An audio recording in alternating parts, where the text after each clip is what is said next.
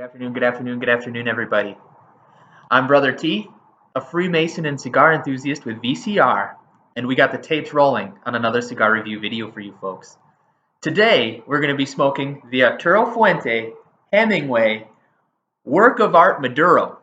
And I know when I say Arturo Fuente, through good marketing and brand positioning, I know it triggers thoughts of great quality of construction and fantastic blend.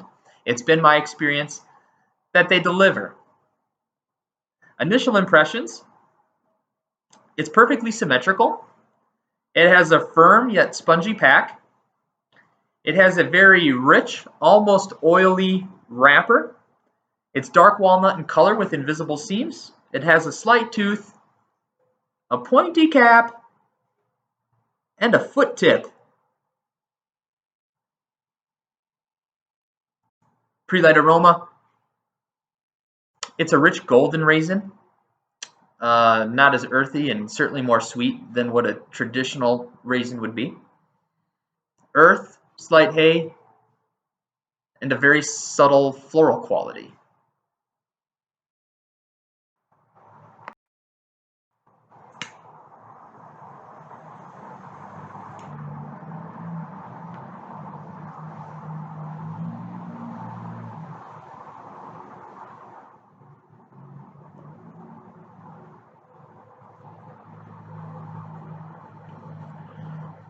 Initial impressions, it's rich, creamy smoke. It's not oily. It does make you salivate. It's not drying to the mouth at all so far.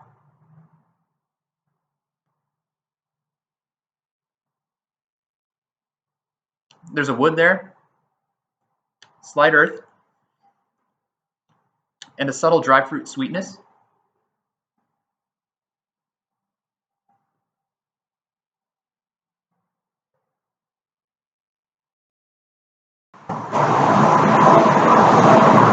All right, folks, we're about an inch in.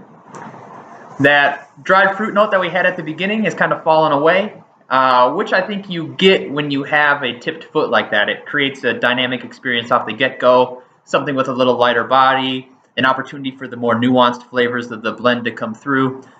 So it was expected that we'd probably see some more bodied notes follow the lighting of that tip.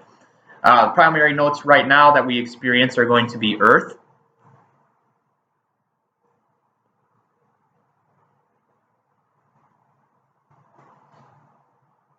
graphite, wood, and a creamy sweetness.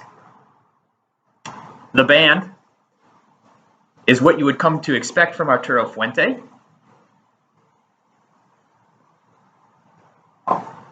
And by that we mean kind of their color palette of gold, red, and black. And it's complete with embellishments on great paper stock. All right, folks. We're getting to the halfway point on the Hemingway.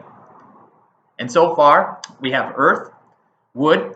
There is this slight heat that starts to build towards the back of the throat, but that gets washed away by really an earthy sweetness that the Connecticut broadleaf brings to the blend. And I think that's what you're really looking for in a finely crafted or a well-blended cigar, is the heat comes on, it gets counteracted by the sweetness, and the finish is really quite neutral with regards to the heat.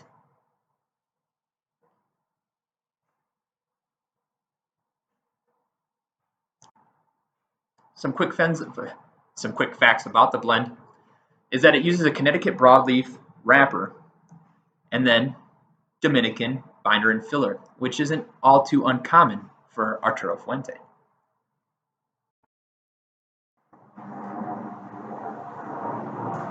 All right. It's getting to the point where we get to undress this. Remove the band. The ash stack is still holding on. It hasn't lost a bit since we started. There we go. And as I say that, I lose the stack as I remove that band. No bueno.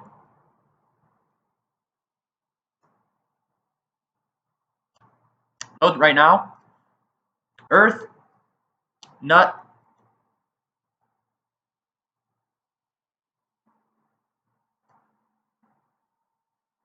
slight coffee, and a subtle cream.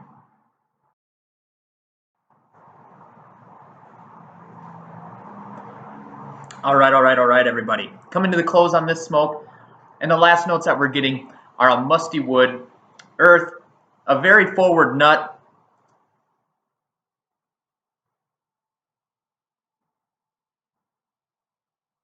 slight coffee, and a cream.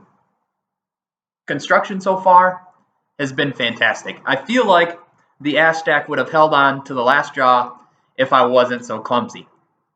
I would like to call out the fact that it did have a foot tip. I find that from a user experience, it makes them far easier to light, but from a smoking experience, it does make it a little bit more dynamic, as we mentioned, because at the get-go, you get a little bit more nuanced flavors until really the filler, the binder, and all those bits and pieces start to join in and build out the complexity and body of the cigar. Burn didn't need any corrections. The draw has been thick, rich, and creamy the entire time, what is for me a hallmark of an Arturo Fuente. It has been medium, both in terms of body and strength. So that wraps up our review of the Arturo Fuente Hemingway Work of Art Maduro, which is certainly a mouthful.